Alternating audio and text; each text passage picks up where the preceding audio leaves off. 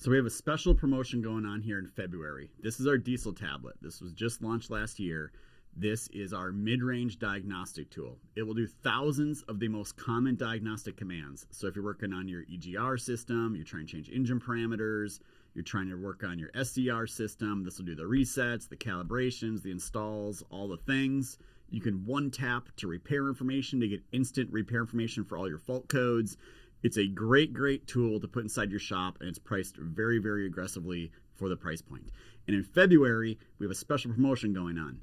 So if you buy this tool in February, and there's a limited amount, you will get 5 free online training courses. So these online training courses are not about the tool. These courses are about how to do electrical, how to troubleshoot after treatment systems, how to do all this advanced stuff that you need to know for today's commercial truck. So it's a $500 value, comes absolutely free with the product for the month of February. Check it out. 30-day money-back guarantee. We know you're going to love it. We sold a ton of these things already.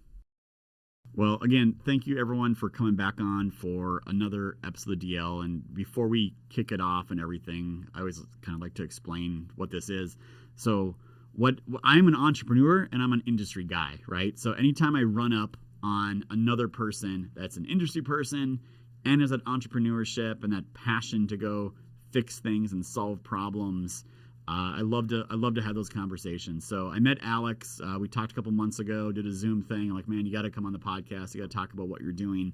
And I think what it really cuts down to is, I keep saying this, and I mentioned it in the podcast you're about to listen to, is we have this huge shortage of diesel techs. And it's creating all these ripple effects and really costing billions of dollars of wasted time and parts and all the things that happen. And I keep telling people it's going to take 2 things here. Number one's technology. Alex he sees the exact same problem we do. He's just taking a different angle at it. And I think we fit in really good with what we're doing with him and what he's trying to accomplish. And the other one I keep saying is we got to do something different to keep attracting talent to diesel tech industry. And not only that, but the whole blue collar industry in general is really struggling. And we touch on that in the subject. But the heart of this is we're both trying to solve problems, a lot of opportunity. So if you get anything out of this, when there's a problem, there's not just one solution, there's often multiple solutions, and you can build businesses around it very, very quickly if you really, truly do solve people's problems. So enjoy the episode, and I hope you like it.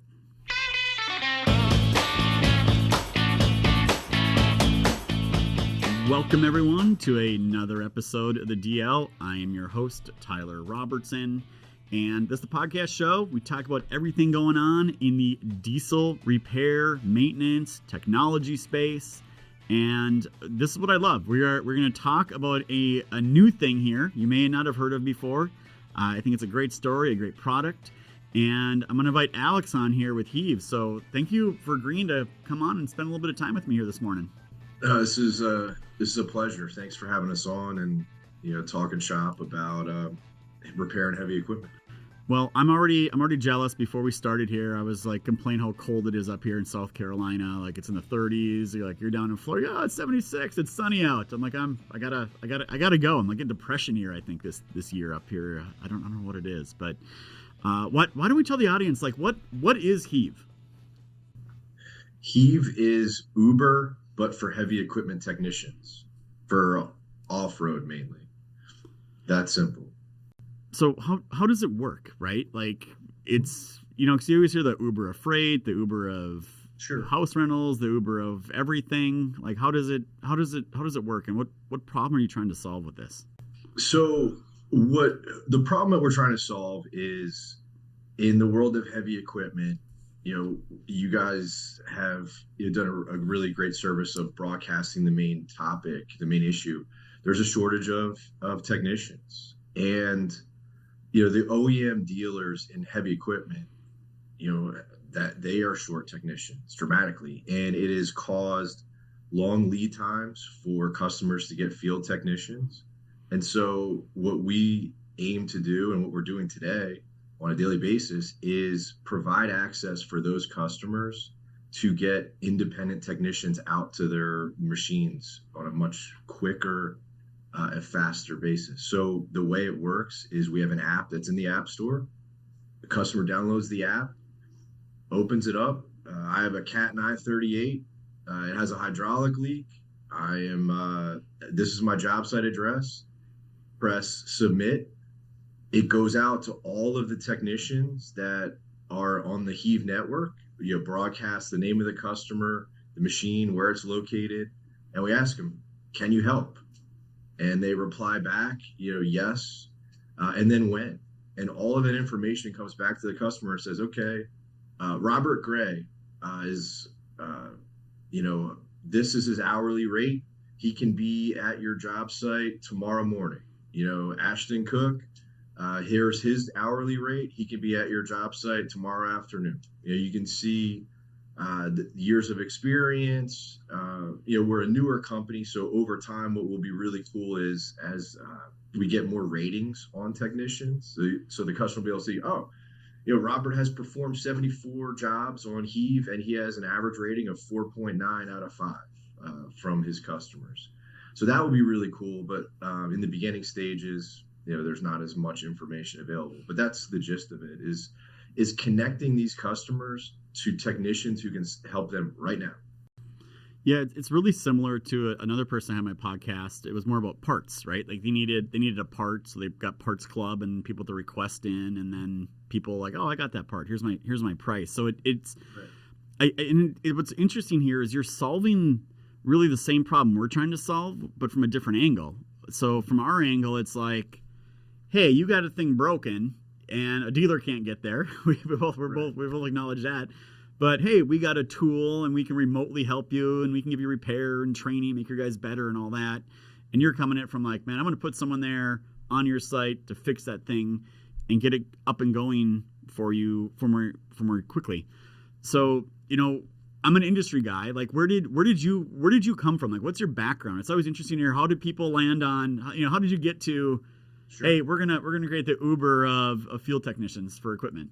Right. So I'm an industry guy as well. I started my first real job out of college was in heavy equipment, but on the sales side. So I was an equipment salesperson, and here in Florida, our first product to the market was an online procurement platform for buying and renting equipment. So we grinded with that for 2 years, made progress, but it wasn't taking off as fast as I thought, as we all had hoped for. And it was just a grind. And there were all these signs along the way where it's like, it's working, but we're not getting the adoption that we'd hoped for. And that's, to me, like the hardest thing as an entrepreneur is, to be successful, you read about all these people where it's like, you have to be committed, and there's a certain aspect of stubbornness, and you got to push through, and like all those words. And I think what really opened our eyes was we were helping salespeople win business, and they were still like, I don't know if I want to use this. And we're kind of like sitting back like, oh boy, we got to figure something else out, because if our biggest users aren't that ecstatic about the product, what do we do? And so being in the industry, I mean, I knew from working on a dealer level the challenges within service, and and it's across the industry. Like you could poll 6 dealers right now, and they're 2 to 3 weeks out for field service, and it's not a 2022 and 2023 problem. I mean, I joined the industry in 2004. They were talking about a technician shortage then. And so there's been no change. And so when we were kind of spinning our wheels with selling and renting equipment, I went back out and started talking to customers. What is the biggest pain from your perspective? And it was, hey, if you could help solve the service problem, that's where it's at. Because also, and I've listened to some of your podcasts. I love the Right to Repair one. Customers have felt beholden to dealers for a long time without any other options. And so like you have all of these dynamics that meet, and it's like, hey, what if we could offer a solution to that? And the other important part of my experience was from a dealer level, we had technicians who would leave and they would go work on their own. Yep. And so I was aware of that dynamic where there are independent guys who are former dealer trained, who have the software. Now, a lot of it thanks to you guys, the software. You're enabling these guys to be their own bosses. And so the challenge became, can we find enough of these guys? And that's what we went out and we were able to bring them in and solve their problems. And that's what makes the marketplace go. Yeah, so this is what I love about talking to like fellow industry people, right? Like you said, hey, 2004 there was a shortage. Like it's not getting any better, it's gotten worse. Right. And Exactly. I think we both look at it and we're like, well, that's because we keep trying to do the same thing every single year. Some new person's the new leader of whatever organization. They have the same idea of let's go get high schoolers or let's go get whatever. And I'm like, it hasn't worked in 2 decades. Like we need to do something different here. So I keep saying, like it's only solved 2 ways to me at this point. And like any problem, you got to have multiple solutions to a complex problem. And number one, it's not the 40 or 50-year-old guy going to hang out for 2 hours at the high school trade show fair. It's getting engaged with them at a young age, the right age, and it is, hey, let's do it through TikTok, social media, YouTube Short, like all the places, and get people understanding more like what this is and what it's really like, and that type of engagement has to happen. And then it's the other side of it is exactly what I'm doing, exactly what you're doing. It's technology. So if we can find technology solutions to make things more efficient in the repair process, and again, we're doing it through diagnostic tools. You're doing it through I'm gonna help get that vehicle, that piece of equipment back in there quicker, because I'm gonna take all this wasted time of you calling around to 30 places to figure out who the heck can actually come do this thing, fill it at one time, hit a button, alert all the providers, and they're gonna be there. So again, this is why I love industry people that are in this space, because you can tell we understand it more than some company from California that decides they're going to go build an app that doesn't solve the problem. You have to know the nuances. You have to know really where the industry is broken. And the funny thing too about going back to 2004, there's a technician shortage. The reality is that there's no incentive for the installed players to change anything. There's no incentive for them to go get more technicians. There's no incentive for them to do anything different. And so that's why, to me, change has to come from companies like yourself or us. And there's plenty of others who are doing you mentioned there's some parts guys who are doing it as well. Like that's where change comes from, because you have these oligopolies, these protected territories where, if you are in Florida and you want to buy a Komatsu machine, there's one provider. There's one dealer. There's 2 Cat dealers. I think there's 2 John Deere dealers. So that's part of the reason why nothing has changed, is that there's no incentive. Like, if I did a Google search the other day. There's 109 Ford dealers in Florida. Yeah. And so it breeds a certain competitive environment that pushes innovation and pushes this desire. I was looking at my notes, like, can someone tell me one thing that is designed in the best interest of the customer in heavy equipment? Tell me one thing. Yeah, they try to tell you it's in their best interest, right? It's the best interest that we lock this all down so you can't touch it. That way you're not going to hurt yourself. Right. And I can't fix it either. Right. Theoretically. And if you want to buy a machine, you have to find your way to our salesman who has to come out there and meet you. You can't do it easily any other way. Nothing is customer centric. It's all like, we got these processes for us, not the processes are to make it easy to do business with and transact with us, the customer. And you said it right with like these monolithic. It's when I was still working for somebody else and I was selling these laptops on eBay. That's where I started.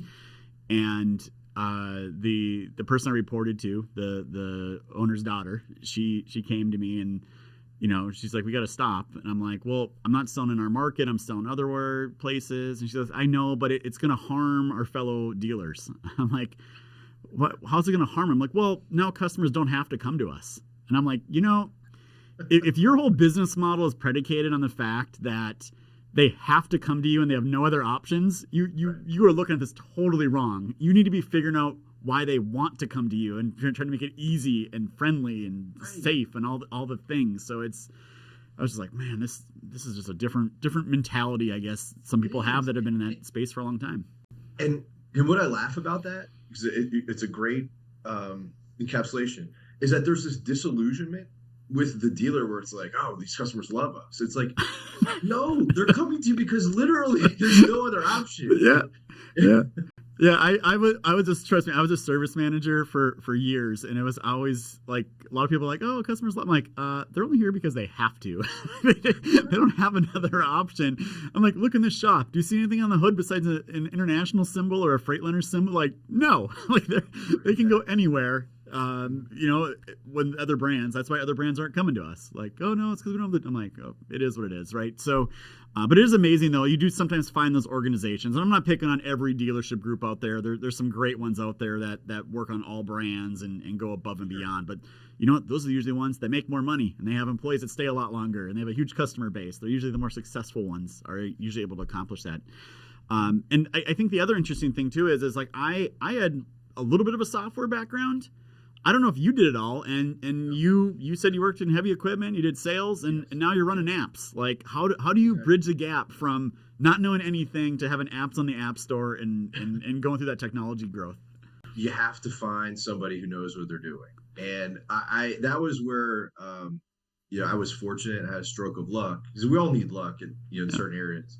Is that, yes, you're right. And I joke about this all the time with people, is that I run a technology company, and I'm kind of old school myself, but I had a friend of mine here in Tampa who I would share certain stories. He was always asking me about the industry. Like, that's one of the cool things too. Like, when you work in this industry, not many people outside of it know what goes on. And so a lot of people are usually asking you things. Like, I would have, friends ask me if they could have a birthday party for their 5-year-old son at our equipment dealership so the kids could crawl on equipment. And so, I was sharing with them, because the dealer I worked for was sold to a larger Volvo dealer. So I was trying to figure out, what the next step was. And so I had a friend of mine who was always, well, what do you think you're going to do? And I'm like, well, there's a huge opportunity here in this industry to digitize really everything. We'd started, like I said, with rental and sales, but I was like, I have this idea, but I don't know it. I don't know any tech people. I don't know anyone who could build it, because it's just an idea at that point. And he's like, no, I've got the right guy, a younger guy who's built a lot of software, and he put us in touch. And, he's a co-founder and an unbelievable resource for us. Yeah. How long did it go from like, hey, I got an idea, until boom, first version of the app's like on the App Store?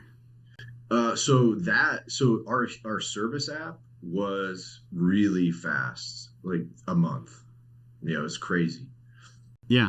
But that's the benefit of having, like I said, my co-founder who has other engineers. Like, we have 3 other engineers who work under him. And so we have the manpower like in-house. So we didn't have to go hire outside, which I think helps a lot.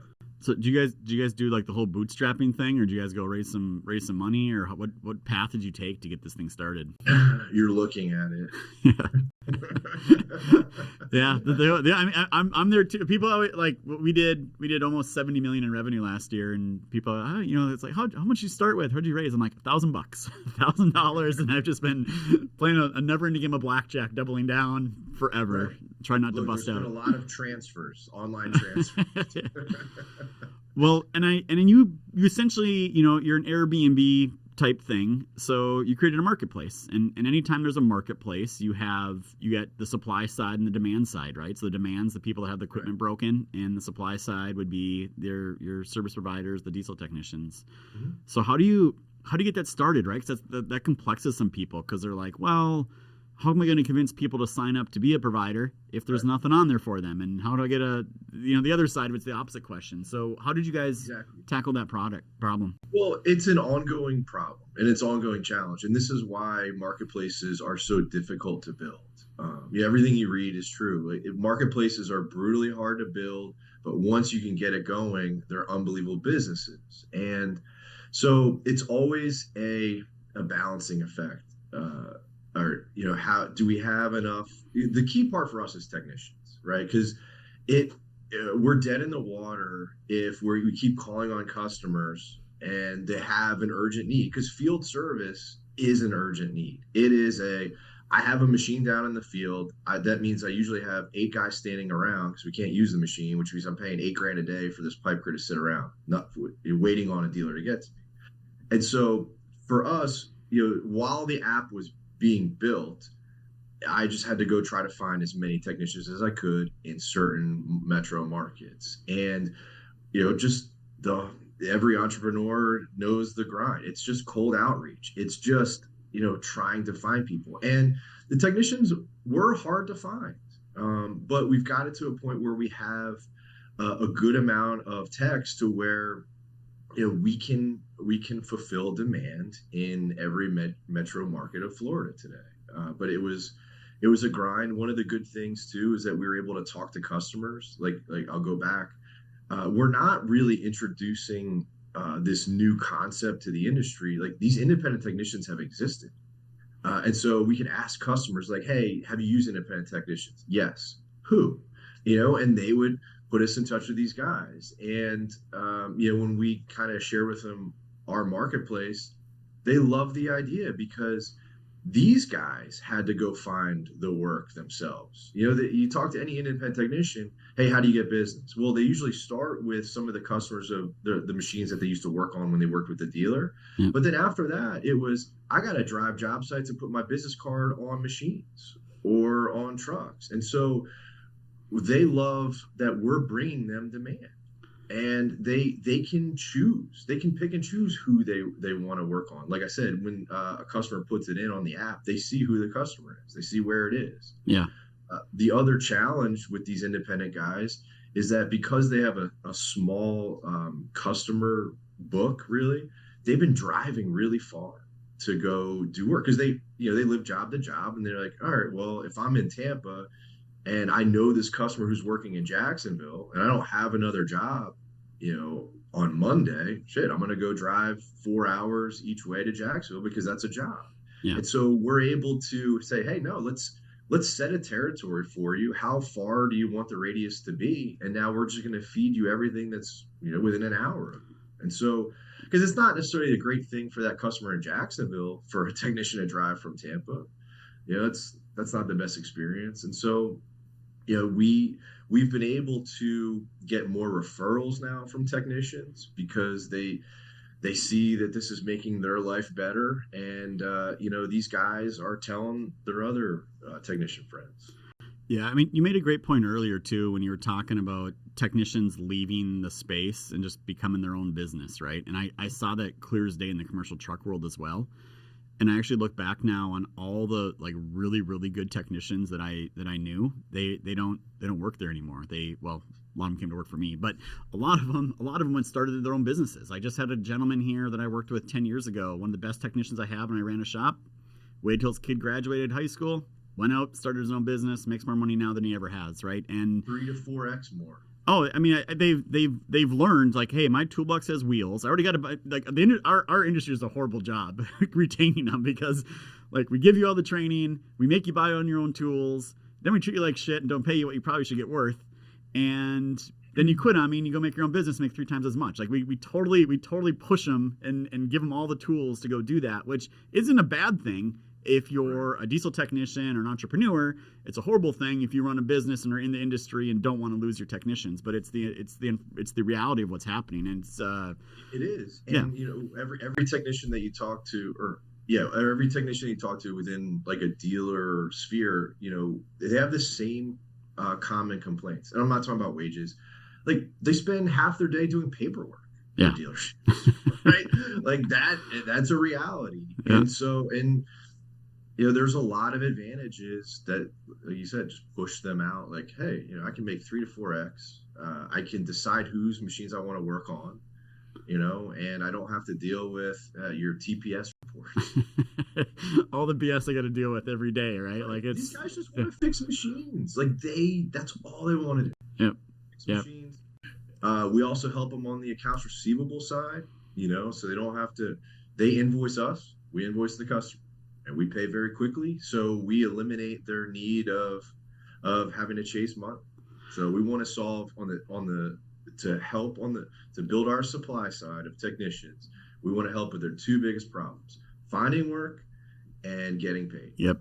Yeah. No, I mean I think your what you've built and what you're building is really going to enable a lot of technicians to make that transition easier for them, which I honestly view as better for the marketplace in the grand scheme of things. So I know you started kind of in South Florida, I believe, and now I heard you mention, hey, we're in kind of the metro. I'm assuming you're in Orlando, Jacksonville, Tampa, doing all those things. Like, is outside Florida, like, is that on the radar, or is it like, hey, we're gonna hone this in and really develop this first before we start really getting out there? It is. We want to be excellent in Florida first, but I have been kind of building a wait list in other key areas right now, like Texas, for example. The Texas market is very similar to Florida. It's all year round. It's a ton of machines in the market. So I've been just kind of gauging it, interest of how many technicians can we get who will onboard in Dallas and in Houston. And I've been building that wait list. We haven't gone out into those markets yet, but I'm always trying to look forward to look ahead to other markets so that when we're ready, like I said, the most important part to start with is having the technicians. Once we have the technicians who want to utilize it, then we can go try to get the customers. And so we always got our eyes out in other key markets, and then just it's a matter of, all right, let's press go. Well, the one thing I can say we do have at Diesel is a lot of eyeballs from Diesel technicians on all of our stuff. So anytime you need some help and want to like go to some other markets, just let me know, and we will definitely be willing to help you out to help grow in your business. So love to do that. All right, Alex, people want to find you, your app, your website. Where are they going? Heave.co. And I know this kills me. It throws people off, but it's heav.co. And the reason behind that is when we started the company, there's some guy who owns heave.com, hasn't used it in 5 years, but wanted me to pay him $50,000 for the domain name. What a great business that is. But so it's a .co. It throws everybody off. But you can go to heave.co. You can download the app right there. There's a barcode that you can scan. That'll take you to the App Store and download the app. I write some articles on through Medium that I post up there, and that's really all you. And I'm active on LinkedIn. I put my email address up there so people can reach out to me there. Cool. I'm pretty accessible. Well, Alex, it's been great having you on the show. I always love having these conversations now, and then I'm hoping things go great for you, and I'm hoping to get you back on the show like in a year, 18 months, and be like, man, how have things changed? And it's amazing how fast things can change when you start putting time perspective in there. So, thank you for coming on the show. Appreciate the opportunity. Yeah, no problem at all. No problem at all. I love talking to industry people. So this is all great, and entrepreneur industry people. This is like you're checking a lot of boxes. So we'll end this episode for everyone. As we always say, it's not just diagnostics; it's diagnostics done right. Check out heave.co. I think you'll find out it's a pretty slick thing they have going on. I have a sneaking suspicion they're going to be very popular in all the things they do as this thing catches fire. So thank you for watching, listening. Like, subscribe, share. We will catch you on the next episode.